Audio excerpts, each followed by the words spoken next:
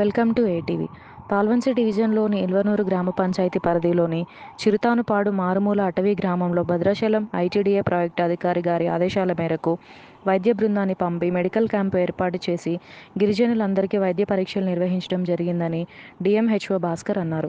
మంగళవారం నాడు ఉల్వనూరు గ్రామ పంచాయతీలోని చిరుతనుపాడులోని గుత్తుకోయ ఆవాసాలలో ప్రతి ఇంట్లో చిన్నపిల్లల నుండి మొదలుకొని పెద్దవారి వరకు ఆరోగ్యం బాగలేదనే సమాచారం పీఓ దృష్టికి రాగా ఆయన స్పందించి వెంటనే డిఎంహెచ్ఓకి సమాచారం అందించగా వైద్య సిబ్బంది కాలినడకన గ్రామాన్ని సందర్శించి మెడికల్ క్యాంప్ ఏర్పాటు చేసి ఇంటింటికి తిరిగి ప్రతి ఒక్కరి వైద్య పరీక్షలు చేయించడం జరిగిందని ఆయన అన్నారు.